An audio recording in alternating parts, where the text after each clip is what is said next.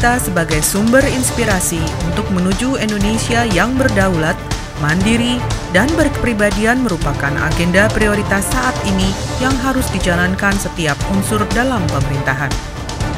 Kementerian Perhubungan sebagai salah satu regulator yang menjamin terselenggaranya pelayanan transportasi saat ini melakukan transformasi untuk mengimplementasikan cita yang kedua, yaitu membangun tata kelola pemerintah yang bersih, efektif, dan terpercaya.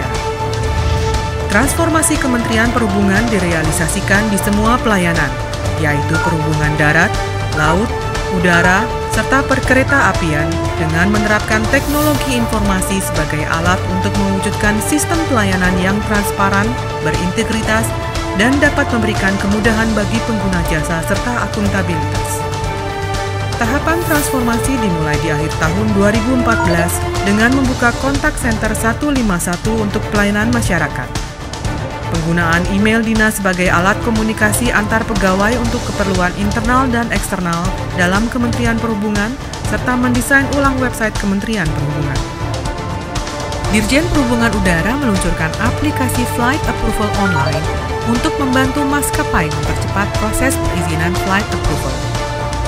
Ditjen Perhubungan Udara juga mereformasi Lembaga Pengatur Slot Time Penerbangan atau IDSC menjadi IASM atau Indonesia Airport Slot Time Management.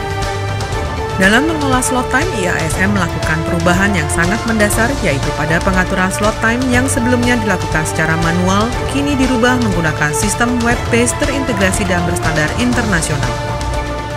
Perubahan ini sesuai dengan Peraturan Menteri Perhubungan Nomor PM 12 Tahun 2015 tentang perizinan angkutan udara online dan Peraturan Menteri Nomor PM 13 Tahun 2015 tentang penyelenggaraan alokasi ketersediaan waktu terbang atau slot time bandar udara untuk menjamin keselamatan penerbangan.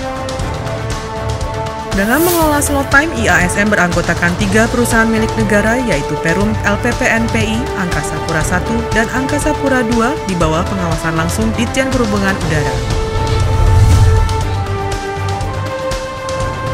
Slot time management ini menggunakan aplikasi yang telah digunakan oleh 350 bandar udara internasional di 34 negara.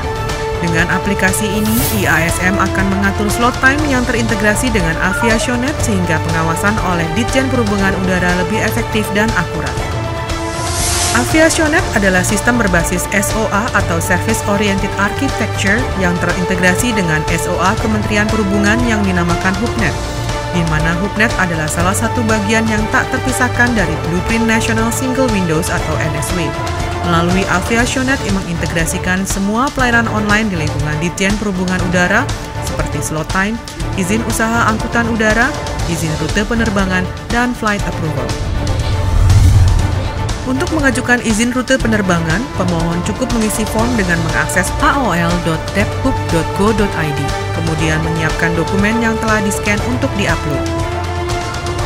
Seluruh proses pengajuan izin dapat dilakukan secara online dan mandiri oleh pengguna jasa dan ditindaklanjuti secara online oleh Direktorat Angkutan Udara menggunakan sistem workflow dan notifikasi email untuk konfirmasi status proses pengajuan.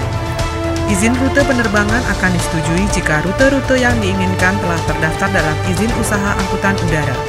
Demikian juga untuk pengajuan baru dan pengembangan izin usaha angkutan udara dapat dilakukan secara online melalui website aol.depthub.go.id.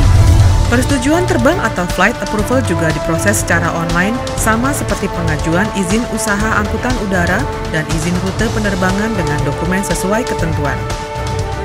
Dengan adanya Hub Payment memungkinkan setiap permohonan yang telah disetujui akan menerima tagihan PNBP atau penerimaan negara bukan pajak berdasarkan kode billing yang dapat dibayarkan secara online melalui 24 bank persepsi dan PT Pos Indonesia yang telah terhubung dengan jaringan sistem pembayaran online atau Simponi sehingga langsung masuk ke rekening kas negara.